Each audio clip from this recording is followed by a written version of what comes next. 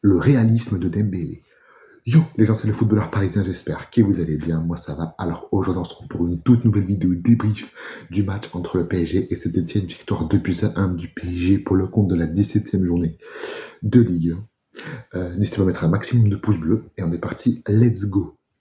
Alors déjà, j'aimerais souligner déjà le très bon début de match de Saint-Etienne qui est venu au Parc des Princes avec un bloc très haut, une bonne position de balle qui nous a mis mal dès le début du match. On était accueillis dans notre camp et qui ont surtout joué très haut, qui ont joué en pressing, qui ont jamais mis de bloc bas pendant le match. Donc je tiens à féliciter Saint-Etienne parce que toutes les équipes ne sont pas capables de faire ça. Ensuite, Ousmane Dembélé a été ultra réaliste ce soir. Ousmane, on aime quand t'es comme ça. Et on espère que ça va continuer. Tu es plus réaliste que la saison dernière. Tu cadres un peu plus tes frappes que la saison dernière en pour tes buts pour le coup. Et tu es également autant décisif que Mason Greenwood. Et ça, c'est exceptionnel. Mais bravo Ousmane Dembélé. Ensuite, j'ai trouvé Bradley Barcola encore en dedans dans ce match. Il force trop son jeu. Pour moi, il force beaucoup trop son jeu. Et c'est pour ça que la probable arrivée de Kvaratskhelia cette semaine pourrait remettre un peu de concurrence pour Bradley et potentiellement le faire élever son niveau. Ensuite, également, très bon match de notre Titi, Seny Mayulu. Il a été exceptionnel ce soir. Et on espère qu'il pourra nous reproduire ce genre de performance dans les matchs à venir, même si je n'en doute pas de la part de Seny. Bref, du coup, revenons sur quelques faits du match. L'ouverture du score du PSG sur une de ses passes pour Ousmane. La passe pour Ousmane, elle est magnifique. Le but qu'il met, il est magnifique. Ensuite, revenons du coup au deuxième but du PSG sur le penalty. Sur le penalty, parce que oui, il y a penalty. Pourquoi il y a penalty? Parce que la main est décollée du corps déjà de 1 et de 2, elle modifie la trajectoire de balle. Du coup, penalty logique, Ousmane qui le transforme 2-0. Ensuite, j'en peux plus. Il y a un truc que je n'en peux plus. Alors, il y a le coup franc qu'on prend, le coup franc direct. Déjà, je pense que Donnarumma peut l'avoir. Déjà de 1.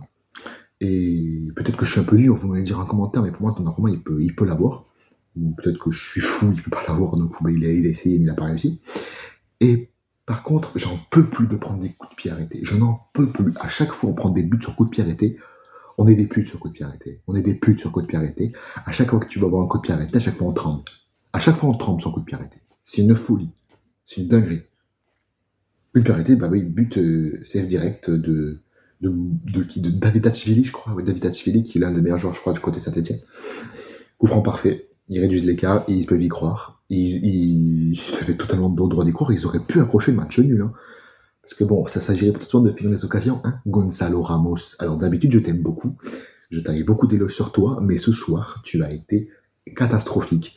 Tu as raté des situations que tu ne ratais pas depuis ton retour des blessures. T'es numéro 9, t'es censé les mettre, celle-ci, Ramos, putain. T'es censé les mettre. Comment tu peux la mettre à côté à chaque fois? Le mec, il est devant les buts, il la met à côté. C'est grave. Non, c'est grave. Et revenons ensuite sur le troisième but refusé pour le PSG. Alors, il aurait pu être refusé. Il est refusé, c'est pas scandaleux. Parce qu'il y a contact, on est d'accord. Mais il aurait pu ne pas l'être parce que ça n'aurait pas été scandaleux s'il ne l'avait pas été.